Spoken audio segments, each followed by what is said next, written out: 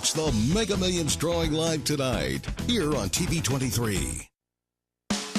Covering the High Plains with news, weather, and information.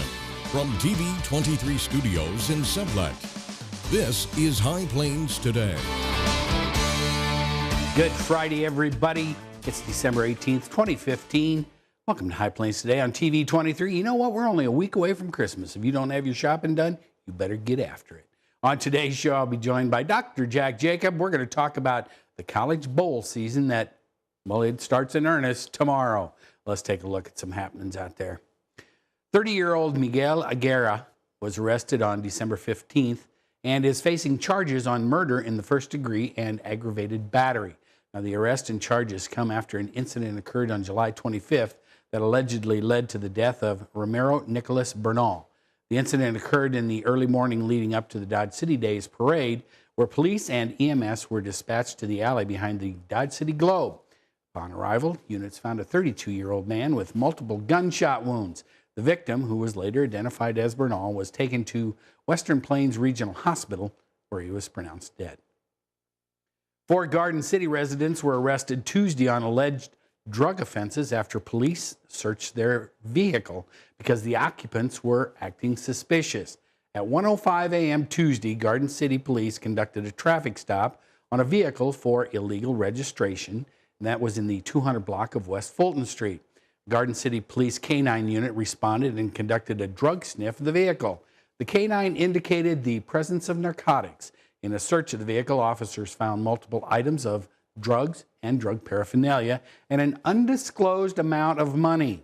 Now, 32-year-old Janet Washington, 40-year-old Sertonis Jackson, 19-year-old Alexa Garcia, and 29-year-old Alfredo Ramirez were arrested on allegations of possession of methamphetamine with intent to distribute within 1,000 feet of a school and possession of drug paraphernalia.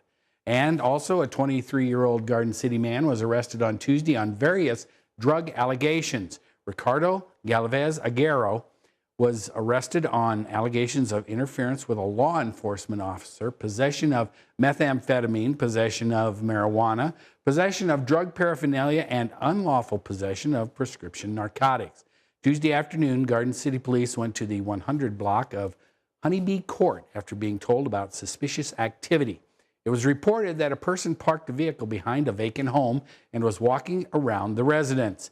When officers arrived, they located the vehicle, and while checking the area, they saw there was an open door to the residence. Galvez Aguero, who was inside the home, was arrested without incident. And police arrested a 46-year-old Garden City man Tuesday who they say threatened officers with a baseball bat.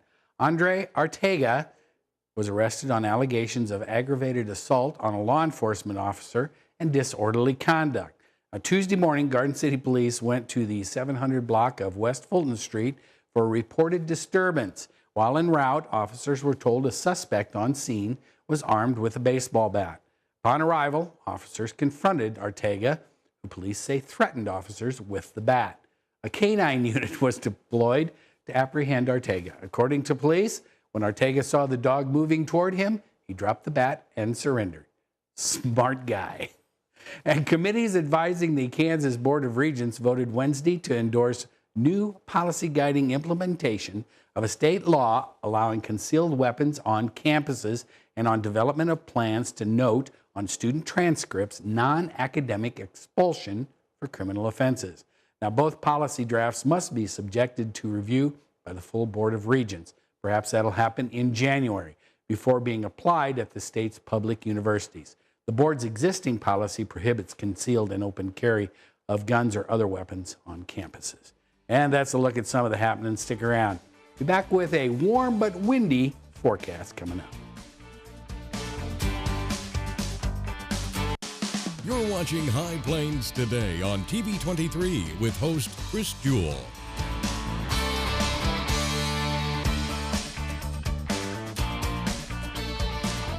TV23's internet service and 4G live streaming provided by United Wireless. Coverage you deserve. Service you expect. United Wireless.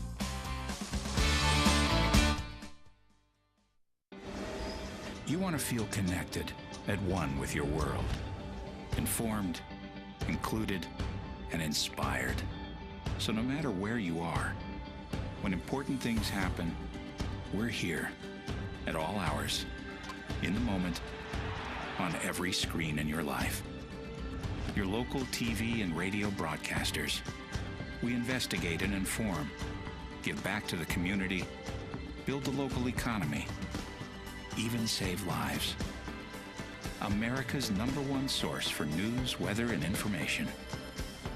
And unlike any other news source, we're here, here, here, here, and here. We are broadcasters, always here for you, wherever here may be. Text TV to 52886. Tell Washington local stations matter.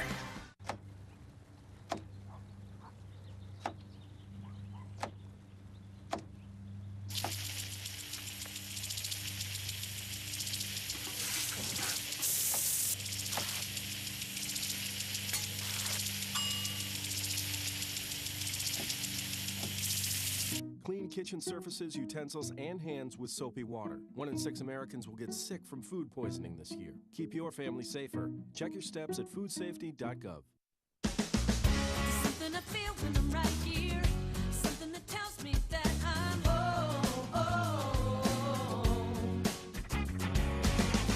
This is the place. Everybody here knows it. This is the place. Oh, it's home to me and you. Yeah, this is the place.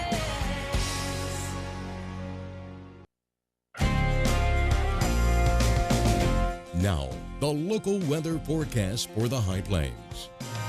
And welcome back. As we look out our back door here at TV23, you can see we got some snow melt out there we had yesterday. Pretty much the ground is all covered. Out of here. It's going away. Sunshine. There we go. Let's take a look at our currents here at the station. 33 degrees. Much warmer. That's better than the high yesterday. Relative humidity 83%. Winds are out of the southwest at 10. Barometric pressure is holding steady. Here's where all that snow was yesterday. We're just going to go right on by that because that's old news. Anyway, looking at the current temperatures around the region, everybody in the 30s. Hayes pushing for 39. They're going to get into the 40s before anybody else. Current dew temps, not too bad out there. Everybody in the upper 20s and the 30s. Looking at our winds, we got more wind than we had yesterday. We didn't have very much, but everything is pretty much out of the south-southwest. You can see Perryton at 17. We got a little wind over at Pratt, 21. They seem to be the windiest part of the region. Looking at our highs and lows as recorded at the Garden City Regional Airport yesterday. See, we only got to 31 yesterday. Record was 75 back in 1980. 15 overnight. It was chilly this morning going outside. -1 back in 1972, and there was just a trace of precipitation at the airport. Looking at our forecast today, look at that. We're going to be at 41 degrees. Winds out of the south-southwest. South-southwest at 10. Tonight, not as cold, 23 degrees. Wind still out of the south-southwest, only at 7 miles an hour. Tomorrow, we got it coming up, 53 degrees. Winds are going to be out of the south at 16, going to be just a little breezier. Then tomorrow night, 34, mostly cloudy. South winds at 17. Looking at the 7-day, you can see, look at that, 57 on Sunday. We're going to stay pretty mild all the way into Christmas with the lows in the 20s and 30s. So that's not too bad. Stick around. We'll be back with the markets and Dr. Jack after this.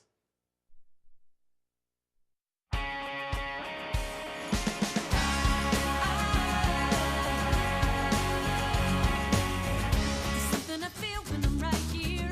Something that tells me that I'm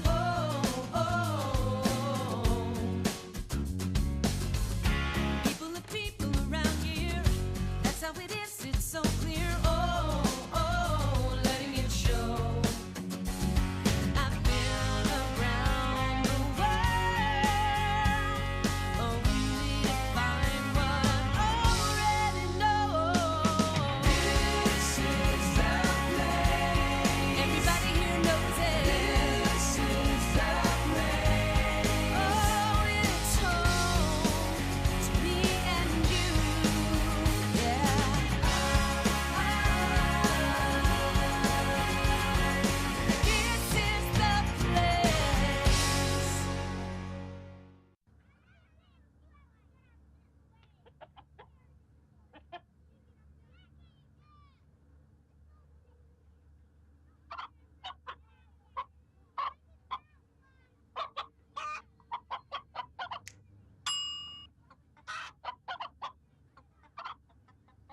Separate raw meats from other foods by using different cutting boards. 3,000 Americans will die from food poisoning this year. Keep your family safer. Check your steps at foodsafety.gov.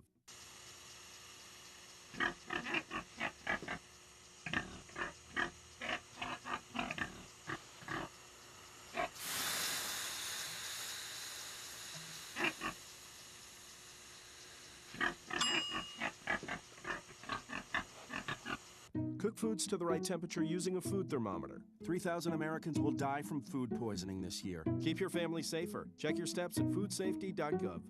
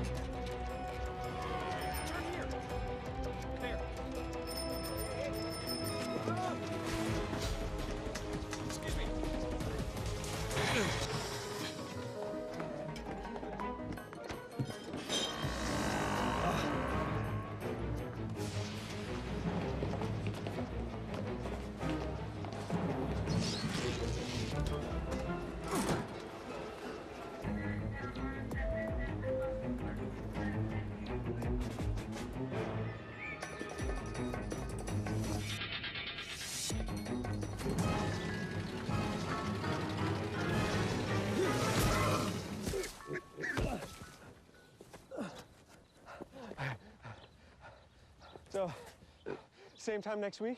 Well, of course. Put away a few bucks, feel like $1 million. For free tips to help you save, go to Feed the Pig. 2 outs with a runner on first base. Now the big guy comes up to bat, hitting .342 with 92 RBIs and 36 homers. Number 50,000 back.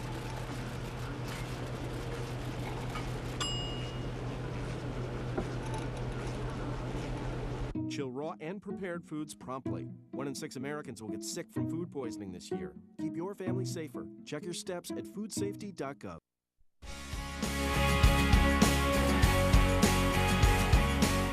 And welcome back. I'm now joined by my good friend, Dr. Jack Jacob, right here in his Oklahoma State orange shirt. How are you today, my friend? Man, I'm good. How are you? You are very orange today. I am. Oh, Got to like represent, you're brother. like a traffic cone. No, wait a minute. I'm not shaped that way. Okay, we can work on that. Hey, now, tomorrow, college football bowl season gets started hardcore tomorrow.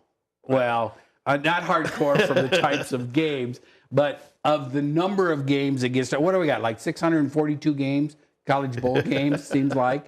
There's 42. Okay, 42. So many that they had to go get some That's 84 football teams. championship series teams. That's true, to yes. play football bowl series bowl games. Well, that's what, yeah. The first 2 bowls tomorrow, right? The Air Force Reserve Celebration Bowl in Atlanta. Where's that going to be played in Atlanta? That's not going to be in the Dome, is it? Who cares? Anyway, Alcorn State versus North Carolina A&T. Now, But we were talking. That's kind of these FCS games. Those first two might be fun to watch because those teams have a lot better record than a lot of the teams that are in the FBS Bowl. They do. I mean, you've got 3 teams in FBS bowls that are 5-7. You've got a bunch that are 6-6. I think the worst record of an FCS team that's in a bowl is 10-3. So you've got 3 bowl games that are basically pitting FCS teams against each other. So they could be a lot more interesting than if they had thrown the FCS school against an FBS school. Although we know that's not always a lock either. Yeah, just ask Michigan, right? Or Lawrence. You go to KU. They haven't. I was talking about actual football teams. KU and Iowa State have not done well in the last few years against FCS teams. So that is true. Just saying. Especially Iowa State. That's for my older brother who went there. Anyway. Okay, so now Arizona versus New Mexico in the Gildan, New Mexico Bowl. Yeah, you got to kind of wonder about some of these bowls, like the New Mexico Bowl. New Mexico plays in the New Mexico Bowl. Do you just feel like it's another home game down the road, isn't it? We're by default, right? They have to pick us because it's named for us. So now, not always, because that's true. Okay, because coming up on the Hawaii Bowl. There's no Hawaii. Is next Thursday on Christmas Eve, and Hawaii's not in it. Well, they went to the closest school that had a winning record, San Diego State. San Diego State. Okay. Well, yeah, and that it would be the closest school, which is still 6 hours away or whatever. Yeah, something like that. Yeah. Well, if you're driving, it's further. That is true. That is true. But some of these bowls, I mean, we look at you've got Ohio versus Appalachian State. Mm-hmm. Now, there's another one of those instances where you go, I've never heard of these. Well, you got MAC. Ohio's a MAC team. I mean, right. They've done well in recent years. Appalachian State, a crossover from FCS to FBS. They're the team that beat Michigan 2 or 3 years ago. Oh, that's right. Opener.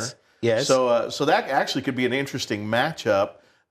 Putting Appalachian State against a MAC team. I think the best bowl though for this Saturday, if you can only watch one, if you only have that much time, I would probably watch the Las Vegas Bowl. Utah, which a lot of people had in the national title hunt. They did. They had big aspirations for the Utes, didn't they? Yep. That they were, because they were ranked pretty high. They were 5 at one point. Yeah. So then you have them against BYU.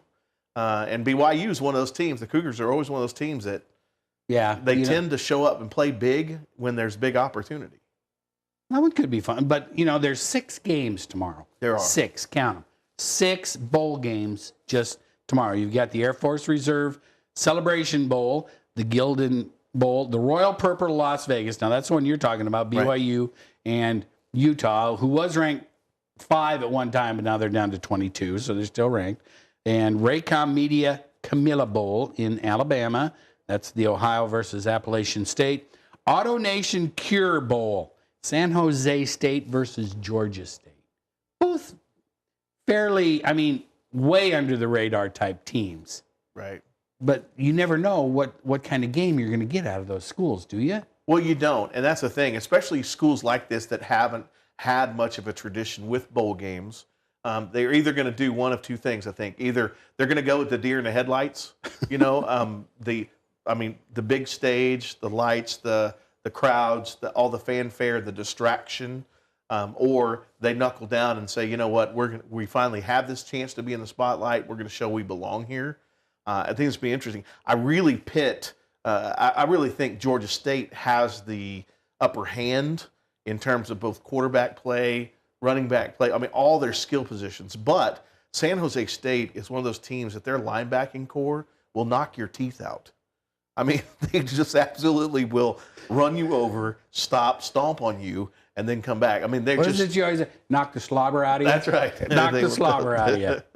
Okay. So, and then one game we were talking about was the San Diego County Credit Union Poinsettia Bowl. Which used to be a bigger deal. But you aren't going to get that on a T-shirt, are you? Yeah, you're going to kind of... It's going to be... SDCCU, yeah. Well, and then people will walk up and say, what is that? But that's Boise State versus Northern Illinois. Yeah, and I think Boise State... Northern Illinois did not have the year that everybody thought they were going to have by any means. I mean, the last few years they've been pretty stout, and they were even a couple of times looked at, oh, maybe they might be in this deal, but this year wasn't even close. Well, and Boise State is not the Boise State that we know with Kellen Moore and all those guys in the past. So, and we have to mention it for all the OU fans out there, because every time that you talk about Boise State, you cannot go without mentioning the Statue of Liberty play against OU, right? Right. It has to be mentioned. It does. I'm sorry. Dave Fuller, in Liberal, he always says, oh, they always say that, so that's for you, Dave. Now, speaking of OU, when we get to talk about that game, yes, that could prove interesting. That's going to be a slobber What happened knocker. the last time OU played Clemson? Yeah, that was an embarrassment, and I think they're fixing to get. They're looking for some revenge on that. Yeah, but that Northern Illinois game, and UConn and Marshall. Now that's coming up next Saturday, the day after Christmas. Right. But that's the St. Petersburg Bowl. And what do you think on that one? Well, it's interesting for all the people that know the movie Marshall. Yes, we are Marshall. Yes, we are Marshall. The whole, we don't win forever, and this is all what happens, and rally. It's really interesting because Marshall's actually favored in this contest by 4 points over UConn. So UConn had some good play earlier in the season, and then just kind of fell apart. So the wheels came off. Okay, but we were thinking, and the Pinstripe Bowl is coming up, and it's always in Yankee Stadium, and that's Indiana versus Duke. I don't know if Indiana can hang with Duke or not, but we'll see. Depends on which Duke. But that's being played in Yankee Stadium in the Bronx, and we're thinking, and K-State has played there in years past, and it's always rained or snowed or something, and it's always cold. So we were thinking that the one that you would want to go to would be the Popeyes Bahamas Bowl, and that's with Middle Tennessee and Western Michigan, right? Well, when you think about a number of things, they're going to bring them there early, they're going to practice them, all that kind of stuff, but then after the game, they're going to stay a few days and get to enjoy that. Plus, you look at stipends that players get while they're there on site. Those are going to be huge. They have to be because of the cost of living and that kind of stuff. Plus, just the chance to go. You play at Middle Tennessee State. That's not a marquee program. Western Michigan, that's not a place where, a lot of people, people go, wow, this is a great benefit. But there's a couple other schools in Michigan that kind of get all the press. Sometimes. One in Lansing and one in Ann Arbor, and Western, Central, and Eastern Michigan all kind of go, but what about us? And we have some teachers from Western Michigan. We do. They would say it's a great. Yeah, they would. They would. So, okay, but we're gonna get hot and heavy into the bowl season, and that all starts tomorrow. There's six bowl games, and next week you can come up on Tuesday before we get into Christmas, and we're gonna get into all this big bowl stuff because there's only 42 of them that we've got to worry about. I'm ready for the Military Bowl, man. I'm ready for the Military Bowl. Well, yeah, but the other thing we want to talk about, too, next week is, do we have too many bowl games? Duh. So think about that. Duh. Think about that. All right. Jack, thanks for coming by today. See you next week. Stick around. I'll be back with more after this. Hi, Chris Jewell, host of High Plains Today, a 30-minute news and information program that airs weekdays at noon right here on TV23. We talk about news, we talk about sports, we talk about weather, we're even going to talk entertainment. We'll have live guests right here on set with me. So, every day at noon, tune in, High Plains Today. We'll see you then. Weekdays here on TV23.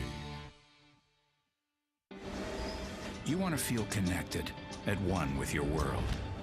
Informed, included, and inspired. So no matter where you are, when important things happen, we're here at all hours, in the moment, on every screen in your life. Your local TV and radio broadcasters. We investigate and inform, give back to the community, build the local economy, even save lives.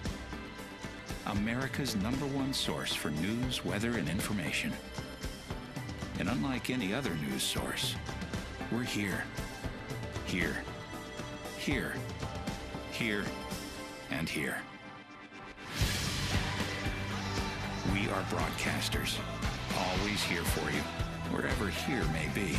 Text TV to 52886. Tell Washington local stations matter.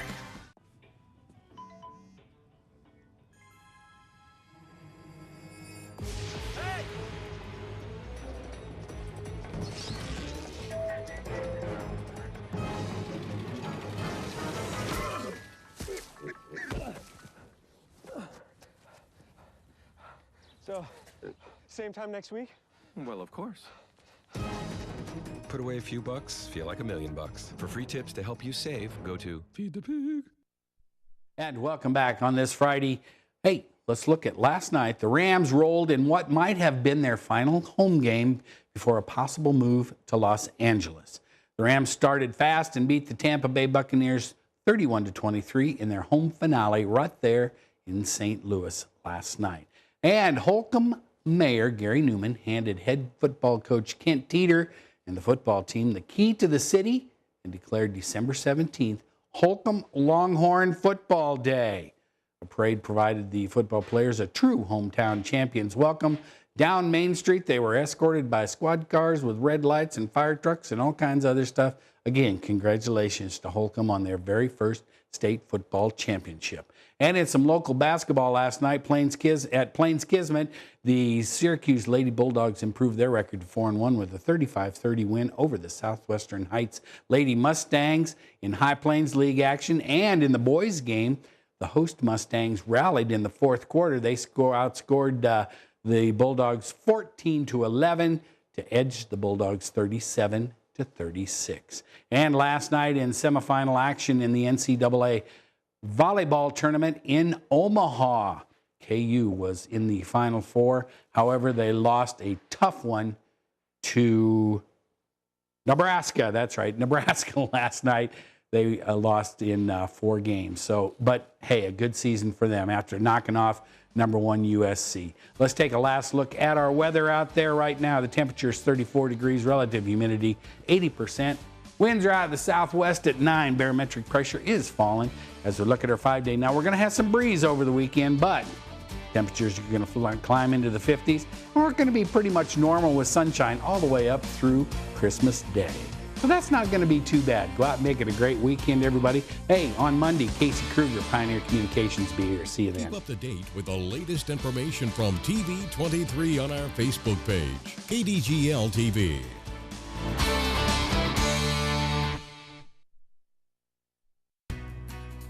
Are you ready to go? Did you call 511 to check the weather and road report? I did. Got all the info we need. Road conditions, traffic for Kansas City, Kansas, and Missouri, rest areas, everything we need to know. Now you can even be transferred from 511 to tourism and motorist assist across the state.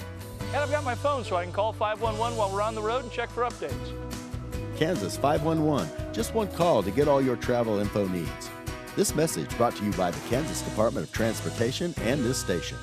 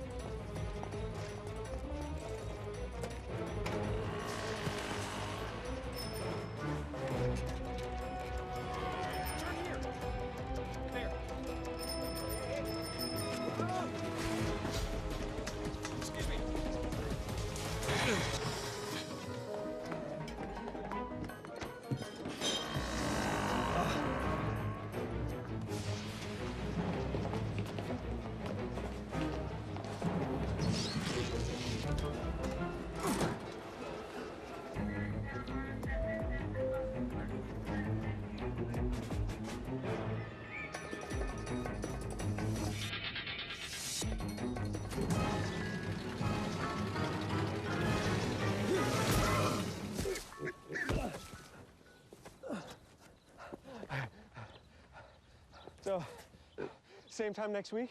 Well, of course. Put away a few bucks, feel like $1 million.